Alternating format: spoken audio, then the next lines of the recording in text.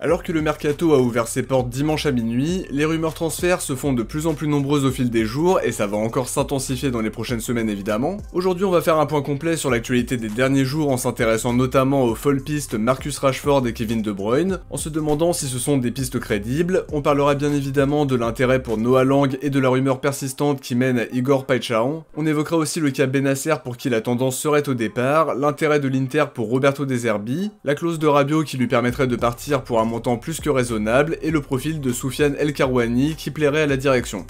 Alors comme d'habitude, petite question pour vous avant de commencer la vidéo, quel est votre avis sur la rumeur Igor Paixão? Est-ce que vous pensez que c'est une piste crédible? Est-ce que ça vous semble trop cher pour nos finances? Et plus généralement, pensez-vous qu'il est le profil idéal pour l'OM de Roberto De Zerbi? J'attends vos avis dans les commentaires de la vidéo.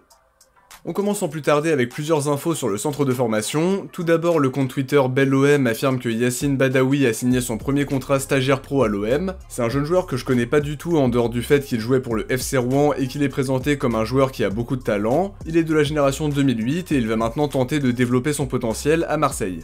De leur côté, le média Tiempo croit savoir que Félix Bianc pourrait signer son premier contrat pro à l'OM dans les prochains jours. C'est un latéral gauche de la génération 2007 qui était notamment pisté par Monaco et par Amiens, mais qui aurait donc opté pour le projet marseillais et qu'on verra certainement à l'œuvre en Youth League si son arrivée se confirme. J'ai entendu parler de lui à quelques reprises et a priori c'est un joueur qui a un potentiel très intéressant également, donc à voir.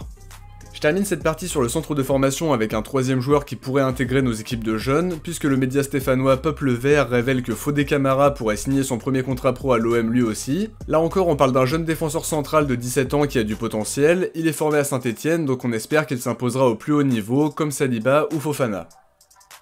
Au rang des départs maintenant, on a récemment parlé de l'accord de 25 millions d'euros qui a été trouvé entre l'OM et l'Inter pour le transfert de Luis Enrique. L'équipe apporte une précision intéressante en rappelant que l'OM devra verser 10% du montant à ses deux précédents clubs, 5% pour Botafogo et 5% également pour Tres Passos. Ça pourrait correspondre à peu près 1 250 000 euros qui seront partagés entre les deux clubs.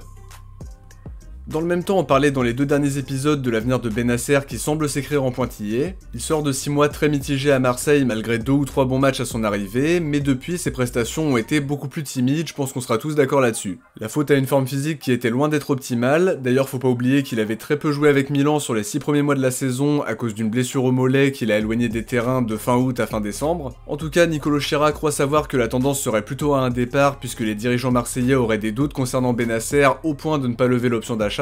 C'est un joueur que j'apprécie beaucoup et que j'imagine capable d'apporter une vraie plus-value sportive s'il est en pleine possession de ses moyens après une grosse prépa. Malgré tout, je peux quand même comprendre les doutes de Bennacer et Longoria par rapport à sa tendance à se blesser et son salaire annuel qui s'élèverait à 4,2 millions d'euros net. Ça fait un risque non négligeable sachant qu'avec un salaire aussi élevé, tu ne peux prétendre qu'à une place de titulaire indiscutable dans le projet actuel. Il y a pas mal de paramètres à prendre en compte. Est-ce qu'il pourra enchaîner les matchs sans que des blessures viennent tronquer sa saison? Est-ce qu'il va retrouver son meilleur niveau et le maintenir sur la durée? Perso, j'ai envie d'y croire parce qu'il n'a que 27 ans, mais l'absence de certitude pourrait lui coûter sa place dans le projet, donc à voir si ça va se confirmer.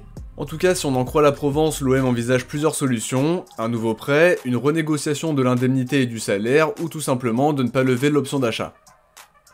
De son côté, Roberto De Zerbi fait partie des coachs ciblés par l'Inter en cas de départ de Simone Inzaghi si on en croit le très fiable Gianluca Di Marzio. Pasquale Guaro ajoute que Roberto De Zerbi serait même le profil préféré de Piero Osilio, le directeur sportif interiste. D'après Fabrizio Romano, il y a des chances pour qu'Inzaghi quitte le club étant donné qu'Al Hilal le suit avec attention et qu'ils auraient formulé une offre très intéressante sur le plan financier. Pour autant, dans le courrier adressé aux membres du peuple bleu et blanc, on a implicitement eu la confirmation que McCourt, les dirigeants et De Zerbi partageaient la même vision du projet. Florent Germain avait d'ailleurs confirmé dans la foulée qu'il resterait la saison prochaine, et même si certains clubs sont intéressés par son profil, j'ai quand même la sensation qu'il veut s'inscrire sur la durée, en jouant cette Ligue des Champions qui n'a pas du tout été simple à aller chercher. Il a toujours clamé son envie de rester, mais aussi son amour pour l'OM et le Vélodrome. Les derniers échos semblent indiquer qu'il va continuer son avenir à Marseille, donc je suis plutôt confiant là-dessus, même si tout peut aller très vite dans le football, comme on ne le sait que trop bien. Adrien Rabiot s'est lui exprimé dans un entretien pour la Gazzetta dello Sport, il a notamment été questionné sur sa relation avec Allegri qui vient de s'engager à Milan et sur la possibilité de le rejoindre là-bas. Il a expliqué qu'il l'appréciait comme personne et qu'il discuterait avec lui avec grand plaisir tout en précisant qu'il était très content de s'être qualifié pour la Ligue des Champions avec l'OM et que ce serait magnifique de la jouer au Vélodrome dans cette ferveur incroyable. La Gazzetta dello Sport nous apprend que Rabiot aurait une clause dans son contrat qui lui permettrait de se libérer s'il reçoit une offre de 10 millions d'euros, une sorte de gentleman agreement qui ne permet visiblement pas un départ départ gratuit, mais à un montant quand même bien inférieur à sa valeur réelle. Milan et Allegri pourraient donc se positionner et faire douter Rabiot, même si on espère qu'il s'inscrira sur la durée pour nous aider à faire de belles performances en LDC.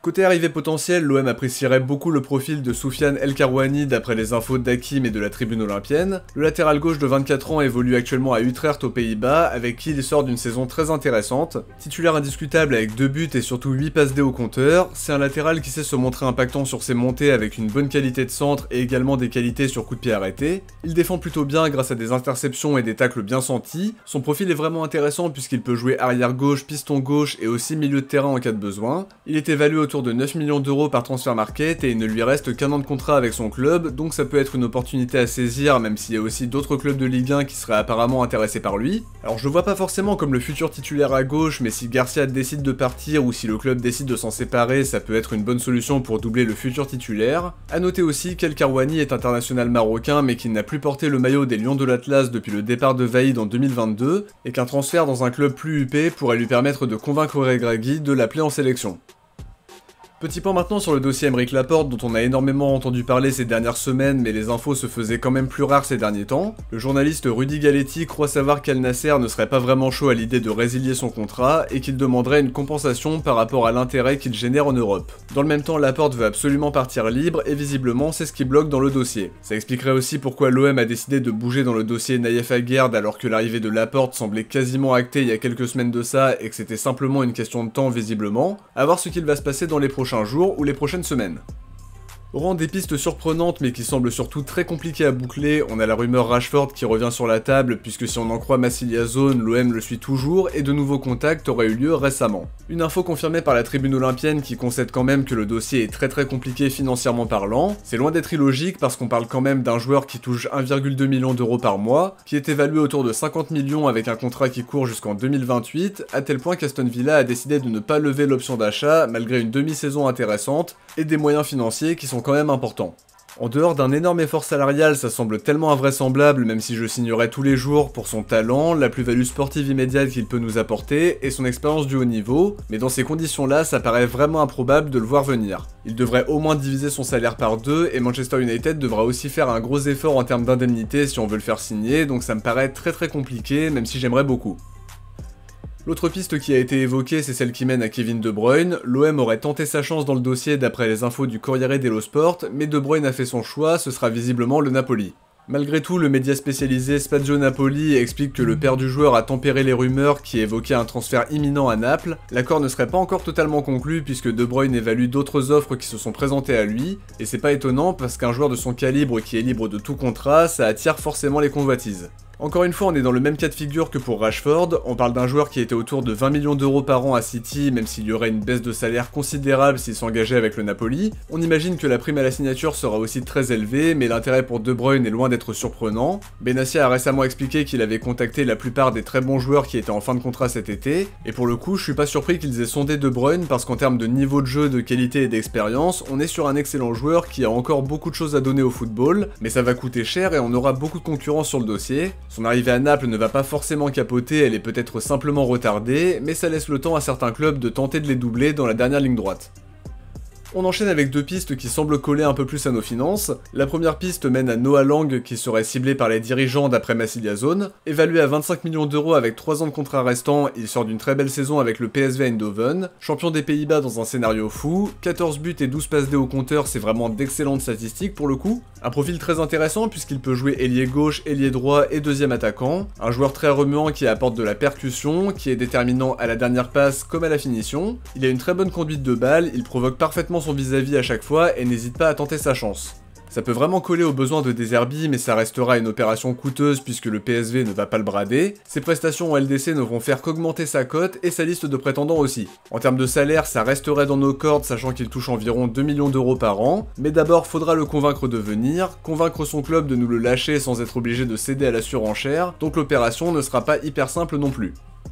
Je termine cette vidéo en vous parlant d'une deuxième piste qui est explorée aux Pays-Bas et qui fait beaucoup parler ces dernières heures. Le média 1908.nl affirmait il y a 1 ou 2 jours que l'OM avait formulé une première offre à Feyenoord pour tenter de recruter Igor Paixão. Ça parle même d'un potentiel achat record pour l'OM et d'une vente record pour Feyenoord. Lui aussi sort d'une excellente saison avec 18 buts et 19 passes D en 47 matchs toutes compètes confondues. Il a été très intéressant en Ligue des Champions, donc comme pour Noah Lang, la liste de prétendants doit être très longue. À 24 ans, il est évalué autour de 35 millions d'euros avec un contrat qui court jusqu'en juin 2029, donc clairement au vu de son importance dans l'équipe et de la saison qu'il vient de réaliser, ils ne vont pas le brader. Alors les sources ne sont pas toutes d'accord, la tribune olympienne confirme que l'OM a bien fait une offre et que l'intérêt est donc plus que concret, mais le son de cloche est un peu différent du côté de la Minute OM qui confirme l'intérêt, mais qui explique qu'aucune offre n'a encore été formulée par le board marseillais. Pour autant, la conclusion du transfert de Luis Enrique permettra sans doute à l'OM de bouger plus concrètement.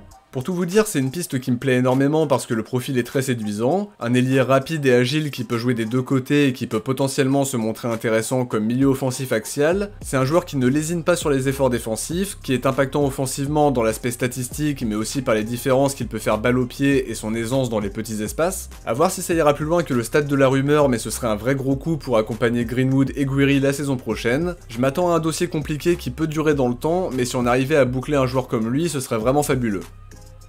De mon côté, j'arrive à la fin de cet épisode, j'espère qu'il vous a plu, et si vous avez aimé, n'oubliez pas de laisser un like pour le soutien et pour le référencement. Je vous invite aussi à vous abonner en activant la cloche pour ne rien louper de l'actualité olympienne. Si vous avez regardé cette vidéo jusqu'au bout, écrivez transfert dans les commentaires. Je vous dis à très vite pour une prochaine vidéo, ciao, portez-vous bien, et surtout allez l'OM.